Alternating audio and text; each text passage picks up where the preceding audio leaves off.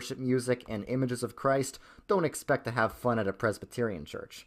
Instead, you'll find very orderly worship, psalm singing, people sitting in the back of the church, and, of course, Holy Communion, where we do receive the body and blood of Christ, but he's not physically in the elements, we receive him spiritually. And Presbyterians aren't the only Reformed churches. There's also the Dutch Reformed, the Swiss Reformed, and maybe even the Puritan Congregationalists, who have basically the same theology. They're only different in terms of geography and history. There's also a big group of people that call themselves Reformed, but they're only defining Reformed as believing in predestination and not necessarily the other parts of Reformed theology. There's also a group of Protestants that were Protestant before Protestants existed. And speaking of which, all these groups that I've talked about so far are called Protestant. But what does that even mean? Is there anything that unites all Protestants? Yes, there are the traditional Protestant beliefs, but a lot of modern Protestants don't really believe those anymore.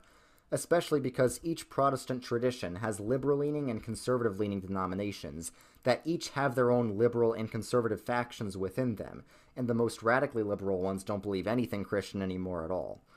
There are some Protestant churches that have lesbian pastors and leftist political symbols, and there's others that make the news for their right-wing beliefs. Some Protestant churches look very traditional and similar to Catholics.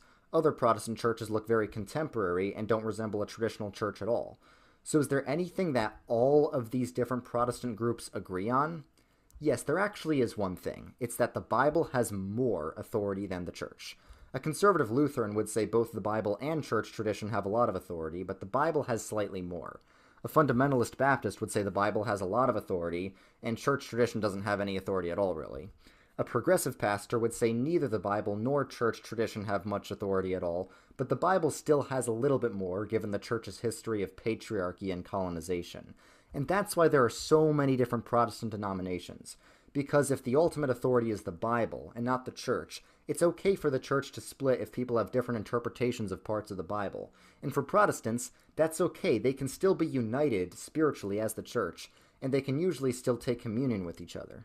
Now, this idea is rejected by all the churches I'm about to go over because they all claim to be the one true church founded by Jesus and his apostles, and they think that the church assembled the Bible, so the Bible can't possibly have more authority than the church. The most famous of these churches are the Catholics. They think that St. Peter was given the keys to the kingdom by Jesus, making him the leader of the church, or the Pope, and that ever since him there's been an unbroken chain of popes leading all the way up to the current Pope.